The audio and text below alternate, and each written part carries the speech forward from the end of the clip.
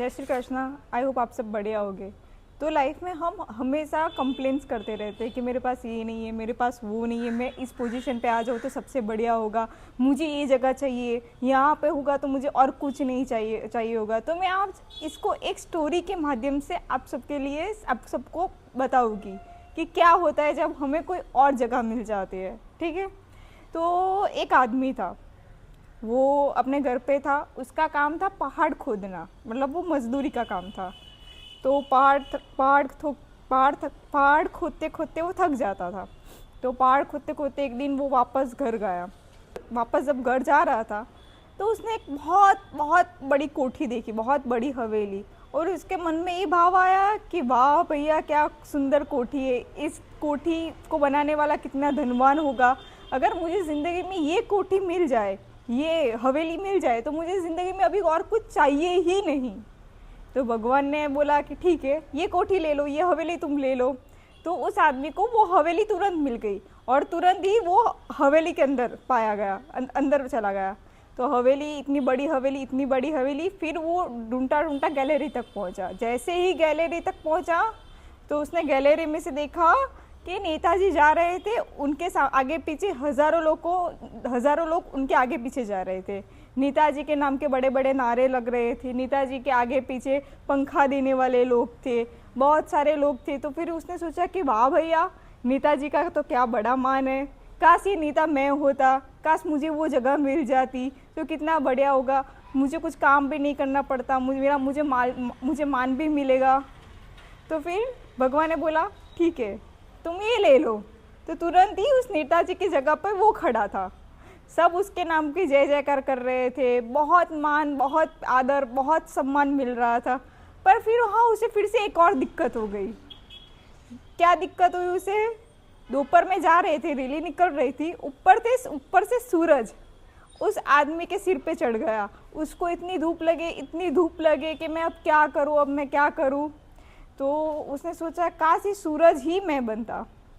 जैसे उसने सोचा कि सूरज ही मैं बनता तो भगवान बोले कोई बात नहीं बच्चा, तुम सूरज बन जाओ।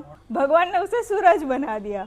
अब सूरज बन गया, इतनी गर्मी, और उसने बोला कि अब मेरा मान बढ़ गया है, मैं पूरी दुनिया को मैं ही सनलाइट दूंगा, पूरी दुनिया मुझसे चलेगी। मैं जब तक सनलाइट नहीं दूंगा तो दुनिया चलेगी ही नहीं, अब मैं ही सर्वस्व हूँ। पर ये घमंड उसका कब तक था? जब तक उसने चंद्र को नहीं देखा, चांद को नहीं देखा। जैसे ही रात हुई उसने देखा कि चांद आया, तो चांद को देख कर लगा वाह क्या ब्यूटीफुल है, कितना खूबसूरत है, इतने आकाश में ये तो मुझसे भी ज़्यादा सुंदर लग रहा है। काश ये चंद्र मैं बन जाता तो दुनिया का सबसे ब्यूटीफुल मैं दिखता, मुझसे ज़्यादा कोई सुंदर नहीं होता। तो भगवान बोले ठीक है, जैसी तुम्हारी मर्जी, तुम चंद्र बन जाओ। तो वो चांद बन गया। जैसे ही चंद्र बन गया तो बोला कि हाँ, अब कोई है कि मुझसे ज़्यादा सुंदर हो। फिर उसकी सोच यहाँ तो रुकने वाली नहीं थी। हाँ, जैसे ही चंद्र बना तो बारिश की सीज़न है, बादलों ने उसे घेर दिया। जैसे बारिश की सीज़न आई, बादलों ने उसे घेर दिया। तो वो उसने सोचा काश ये बादल मैं होता, तो किसी की मिजाल है कि मुझे ढक सके। तो भगवान ने बोला कि ठीक है, तुम बादल बन जाओ। फिर बादल बन के यहाँ से वहाँ घूम रहा था। फिर क्या हुआ? पवन देवता आए। पवन देवता जैसे ही आए, उस बादल को यहाँ से वहाँ धक्का दिया। तो बोला ये तो मुझसे भी ज़्यादा शक्तिशाली है, मुझे अब पवन बनना है।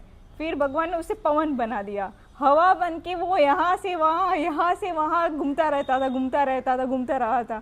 फिर रास्ते में उसे एक बड़ी चट्टान दिखी। चट्टान मतलब कि माउंटेन, पहाड़। जैसे ही पहाड़ दिखा तो पहाड़ बहुत बड़े होते हैं, पहाड़ की अकड़ भी बहुत बड़ी होती है। पवन पहाड़ के सामने बैठ गए।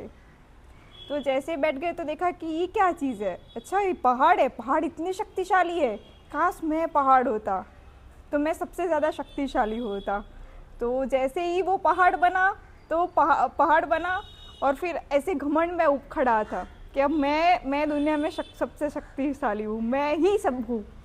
तो नीचे से एक मजदूर पहाड़ ठोक रहा था। तो उसने देखा कि मुझे कोई ठोक रहा है, आउच, पेन हो रहा है मुझे, ये क्या हो रहा है। फिर उसने देखा नीचे, तो उसने क्या पाया, वो सेम, क्योंकि वो पहाड़ खोदने का काम कर रहा था, वो सेम व्यक्ति, वो सेम आदमी पहाड़ तोड़ रहा था। तो वो डर गया और जैसी आँख खोली तो इसने क्या पाया, ये तो एक सपना था। तो भगवान को बोला, थैंक यू भगवान जी, मैं जहाँ हूँ वहीं ठीक हूँ, थैंक यू सो मच। तो हम क्या कर रहे हैं कि हम हमेशा कंपटीशन में रहते हैं कि काश मैं ये बन जाऊँ, काश मैं वो बन जाऊँ। अब कुछ आगे बढ़ना ज़िंदगी में बुरा नहीं होता, पर अब हम जिस फील्ड में हैं उस फील्ड में सबसे अच्छा, अभी मैं जैसे जो भी काम कर रही हूँ, अगर मैं सोचूं कि मैं काश बहुत बड़ी डांसर बन जाऊँ तो कैसे होगा। भगवान ने हर किसी को अपनी उत्तम क्वालिटी देके ही पृथ्वी पे भेजा है, हमें उस क्वालिटी पे फोकस करना है, ना कि हमें किसी और की जगह लेनी है। तो भगवान ने हमें जो दिया है बहुत अच्छा दिया है, उस पर फोकस करो।